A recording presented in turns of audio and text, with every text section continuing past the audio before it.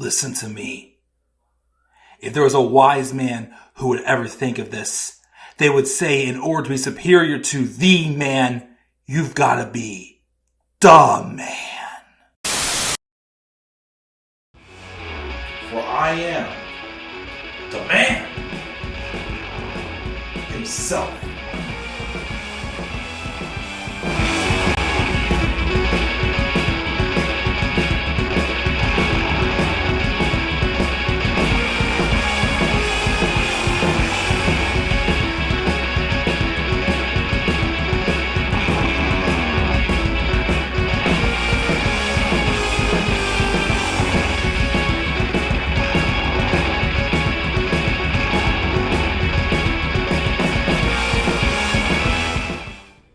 Ladies and gentlemen, boys and girls, how y'all doing tonight? This is the Club of the Man 1993, recording on a Tuesday night. It's not often I get to record on Tuesday nights. Well, only because usually Tuesday nights I play trivia on Tuesday. Unfortunately, most of my teammates are on vacation this week, so another week of no trivia. But it will be back. I'll be back next week, so this is a rare Tuesday appearance for me. Well, if I get this uploaded before the end of the night, because I have other stuff I'm doing tonight. But we're here to talk about last night's episode of Monday Night Raw, the July 10th, 2023 edition, and it took place just 2 hours north of me in Buffalo, New York. I've never been to Buffalo. I wouldn't mind checking it out sometime, to be honest. Maybe I will. Who knows? Anyways, about this episode of Raw. This show sucked. I mean, it really sucked. And I started this episode late last night because, again, with me, I'm trying to do a bunch of house projects this week. But dang, oh my gosh. I watched this show, and I was even fast forwarding to try to catch up. So I wasn't watching the whole 3 hours, at once. I was basically fast forwarded to get it done with a little over 2 hours. This show was so bad. Well, okay, I'm not giving this an F. I'm still in between two grades. Not good at all, but I'm in between two grades. But this show was so bad. It dragged. That there was a point I remember where I picked up the remote to fast forward to the commercial, and I saw it said it had only been 40 minutes of the show. I said, has it seriously been only 40 minutes? It felt like it was, at that point, it felt like it was at least a good hour and 45, 2 hours. That's how rough this show was. Especially, now, the second hour, I would say, had a couple of things that I was like, okay. But the rest of it, it was like, whatever to, it was, God, it was boring, it was slow. Just, again, nothing. And I keep saying this. I probably would be taking a break again from Raw and SmackDown reviews if I wasn't on the road to 2,000 subs. Once I get to 2,000 subscribers again, I'm going to keep doing Raw and SmackDown reviews for as long as possible. Once I get to 2,000 subs, though, I'll at least finish off up to the pay-per-view I'm on for WWE, and then I'll just reevaluate whether I want to continue doing Raw and SmackDown or just take a break. Because again, these shows, I mean, they're not that bland to the point that I can't even talk about them like I were in 2021. There's stuff that, even though it's bad, it's talkable. But again, I just much rather be doing other things than talking about a show that literally is just pointless, no storytelling. Ugh.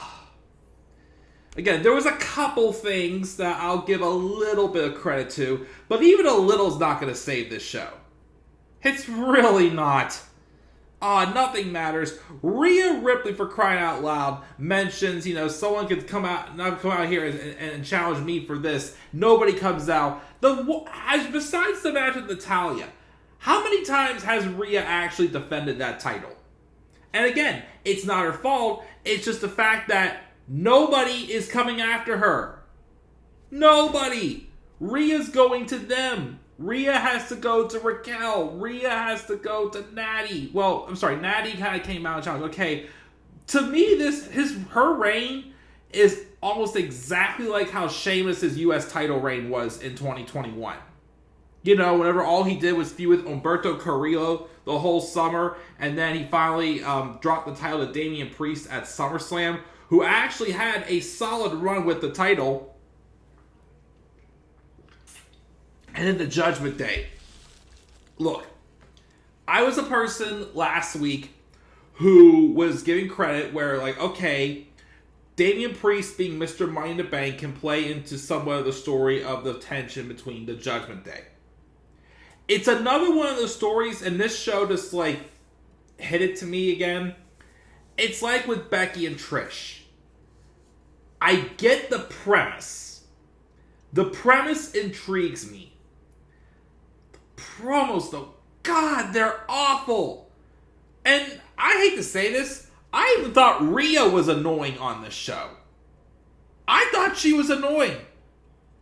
And, like, literally, like, Finn Balor and Damian Priest are just, like, arguing and forth, like, well, you hurt my title shot. Well, you cost me my chance to cash in. Well, I got it first. Well, I got it first. I got it first. I got it first. Oh, my gosh.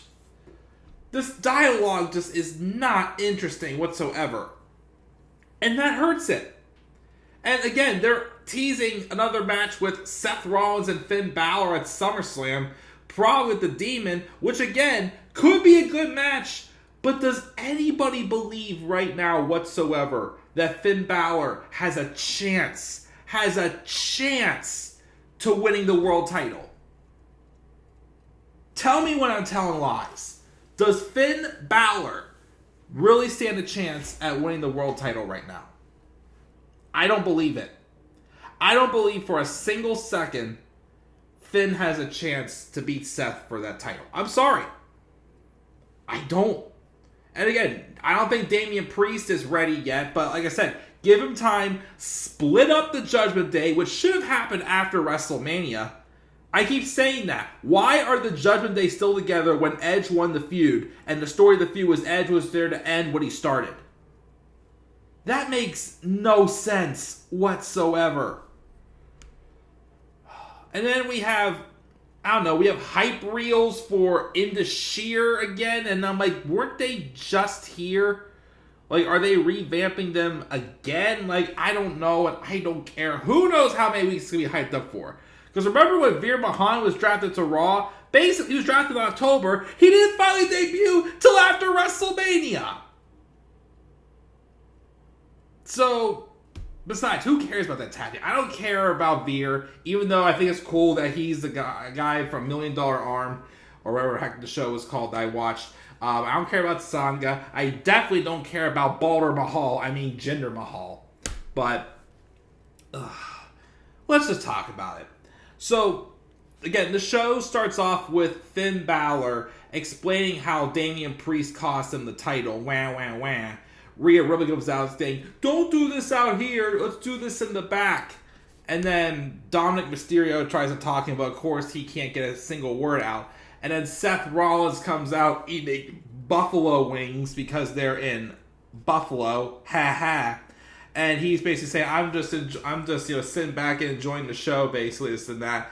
And Dominic is challenging Seth to another match that we just had last week. And yes, he is officially on WWE's app, which cannot update their the pictures of the people who aren't champions anymore, or those who are champions, and can't even show their NXT Women's Champion, Tiffany Stratton. Okay, that's a dumb nitpick, but it's just unorganized. But yes, Dominic Mysterio is officially Dirty Dominic Mysterio. I'm pretty sure Vince McMahon thought of that episode of SpongeBob where it's, watch out, Sandy, I'm Dirty Dan. And then, of course, you watch. They'll have, I was going to say it because I'm pretty sure Vince McMahon would do this. They'll have Dominic Mysterio arguing with, one of the members of Judgment Day saying, I'd say, I'm Dirty Dom. No, I'm Dirty Dom. I'm Dirty Dom. I'm Dirty Dom. And then someone like Omos or Brock Lesnar will show up and go, which one of you fellas is the real Dirty Dom? Yes, I'm talking about this episode with SpongeBob, Pinhead, Larry. Oh, what the heck, whatever. But yeah, Vince McMahon probably officially dubbed Dominic Mysterio Dirty Dominic Mysterio. Because that's the reason why names would get shortened in WWE or changed, because that's how Vince would remember them. Dominic, Dirty Dom. Dirty Dom. Dirty Dom. But yeah, he's set up for a rematch from last week. Yay, another rematch. Newsflash, it ended in a DQ. Well, it didn't even get started. And basically, it's later set up for a 6-man tag match with Seth Rollins, Kevin Owens, and Sami Zayn, who also got confronted by Judgement Day backstage because they didn't mention them as a possible candidate to challenge for the tag titles. And Judgment Day won in the main event, but this is some tactics. But Damian Priest and Miz were just able to make up, whatever. So I guess that means Finn Balor again will get his rematch for the world title at SummerSlam. And I guess Damian and Dirty Dom are going to get their shot at the tag titles at SummerSlam as well. Yay.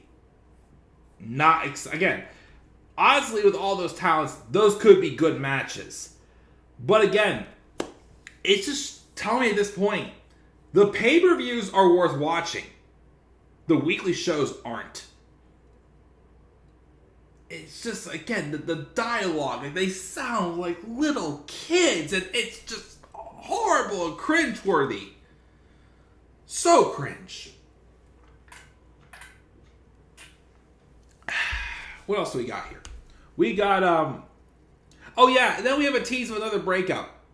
Because we have Drew McIntyre and Matt Riddle taking on Imperium's Ludwig Kaiser and Giovanni Vinci with the Intercontinental Champion Gunther in their corner. Let me tell you something. Let me talk to you. If Triple H didn't have Vince McMahon change your pal, I'm pretty sure Imperium, Raw would be Imperium's show. But ever since they came over to Raw, they've been losing and losing and losing and losing and looking like absolute jokes. But I know this was the setup, between on the storyline where it looks like Drew McIntyre will be getting his shot against Gunther at SummerSlam for the Intercontinental title. They win the match, but after the match, Imperium seemingly just ditched Giovanni Vinci. That's a Vince move there. That is such a Vince move. Because remember, in NXT, Vince pulled Giovanni from Imperium and called up Gunther and Kaiser. Well, Gunther and Marcel Barthel, but now Gunther and Ludwig Kaiser. He didn't call him Vinci. Well, Fabian Eichner. He kept him in NXT as a singles guy. Then when Triple H took over, he brought Vinci up and had him join back with Imperium. I'm pretty sure this is a Vince move. So we're probably going to see that breakup, and then who knows where they'll go from there. Because we all know also, Vince wanted to bury Gunther. He wanted to bury Gunther right before he retired. But, again, who the hell knows? Yeah, Imperium's a joke now. We had the thing with Rhea playing Peacemaker Judgment Day. Kevin and Sami attack Balor and Dominic. We did have a good promo, though, between Ricochet and Logan Paul, though. Yeah, that's right. I'm giving Logan Paul some credit, even though I don't like the guy. But this was a good segment by Logan Paul and Ricochet. Basically, again, they're talking about some video where Logan Paul talks some trash on Ricochet about that botched table spot and whatnot. And he calls Ricochet unprofessional. Ricochet, who, by the way, definitely cut one of his best promos here. Basically, Logan Paul just talks trash down on Ricochet, and then it wasn't quite as good as it was when they did it in NXT, when it was Ricochet feuding with Velveteen Dream. With whatever you can do, the Dream can do better, and he does that 360 over the ropes and just land on his feet. The one in NXT was much cooler. This one though was good, but again, it looked a little like forced, but it was so good. They got a little bit of offense in when Ricochet hit some other sick looking move, and it looks like we are going to be getting Ricochet and Logan Paul at SummerSlam. Cool. Also, it did look like Logan Paul was about to cry after Ricochet hit that move on him, which I thought was kind of funny, but cool. That will be a good match. Again, like I said, I was upset. As much as I am not a fan of Logan Paul, I can admit he's a good wrestler. I don't mind him getting a headline, like a showcase match like this against Ricochet at SummerSlam. It'll be a good match, and both men will look awesome. Again, I just didn't want to see him be the world champion. It's not his time. Again, maybe someday, but right now is just not the right time. But Ricochet and Logan Paul do have a good segment. That was one of the few things I thought was good. Also, even though the match was nothing special, Zoe Stark defeated Becky Lynch with a little help, of course, from Trish Stratus. But I was glad to see Zoe get the victory. I was worried that they would have her just job the Becky, because Zoe's had some good momentum on the main roster. She has probably been, dare I say, the best call-up that they've had from the draft. The draft, I suppose, is going to change the game. Yeah, it's been a complete joke ever since. But Zoe's booking's been great. I still think she's miscast as a heel.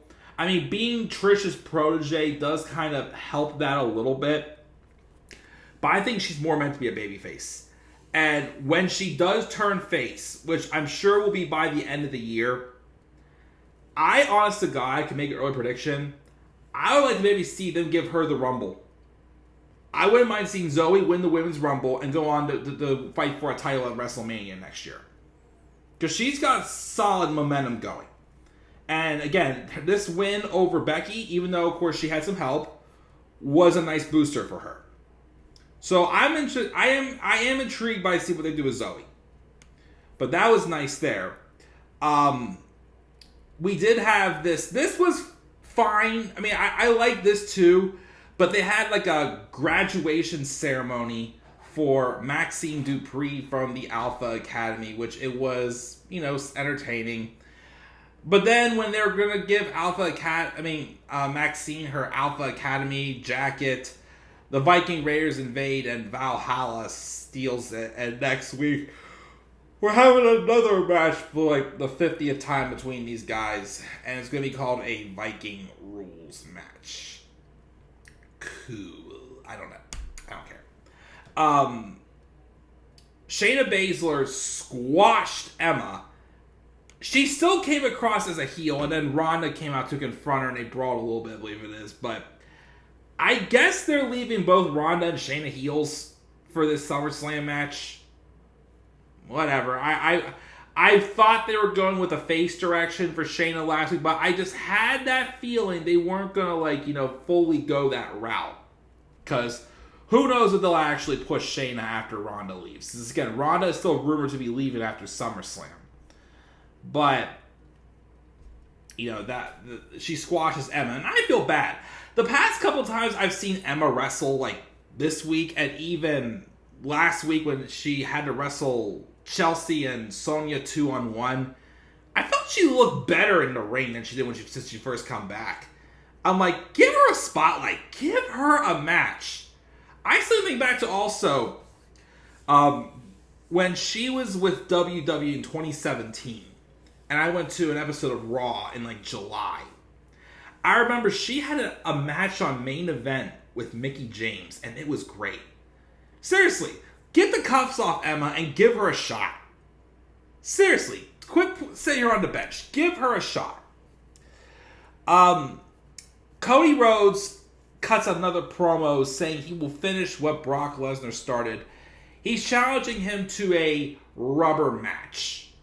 As of now, there's no stipulation. There better be a stipulation. I'm sorry, again, Cody and Brock can have a good match. But again, for the love of God, just tell us why.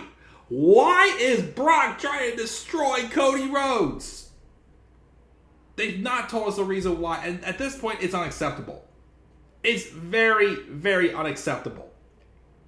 And again, Brock is a good adversity for Cody until he gets to the world title, even though it's not coming until Mania now, which I don't know what the hell they're going to do with Cody after SummerSlam. I really don't know what they're going to do with him. And Brock was the perfect person for him to have adversity with. But since there's no story, it's hurting the feud. Let it make sense, please. Vince doesn't care. As long as he's getting his money, that's all he cares about. Tommaso Ciampa and The Miz actually did have a solid no DQ match. Bronson Reed interfered, though, and cost Ciampa the match and gave Miz the win. Which was interesting because that's kind of how they brought Bronson Reed back. Last year when they wrestled that All or Nothing match with Miz and Dexter Lumis, which where the hell has he been? Bronson interfered and basically Miz had paid him to do it. So again, with, Ciampa back, Johnny's basically ready to go whatever. I wonder, of course, if Vince doesn't interfere in this, I wonder if they did this just to start setting up for a DIY reunion. Because obviously, Ciampa's going to need a friend. So this could be the reunion of DIY. Sad that we're not getting that match at SummerSlam. Dang it! We're going to be getting Kevin and Sami versus Damian Priest and Dirty Dom. I was so hoping for Kevin and Sami versus DIY. That would have been amazing to see in person. But I'm not seeing it, sadly. Chelsea Green and Sonya Deville defeated Kaden Carter and Katana Chance. They get their tag title shot against Liv and Raquel next week. And then the main event, as I said, Judgment Day defeated Seth Rollins, Kevin Owens, and Sami Zayn. Cool. That's Raw. It sucked.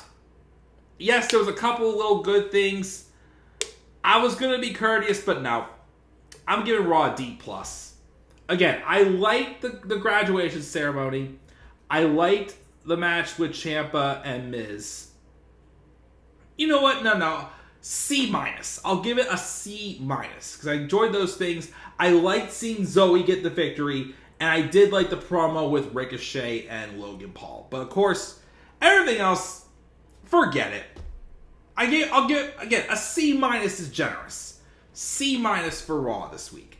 That's my thoughts, guys. What are your guys' thoughts on Raw? Do you guys think it was boring as well? Because like I said before, I got through the first 40 minutes feeling like it had been 2 hours. It was that bad. Leave your guys' thoughts down in the comment section below. Slap a like on the video and subscribe for more content on my channel. Follow me on Twitter at @thecluboftheman93 and on TikTok and Instagram at @thecluboftheman1993. And until then, guys, I'm checking out. I'll catch you guys all later. And do not forget, in order to be superior to the man, you've got to be the man. And for I am the man himself.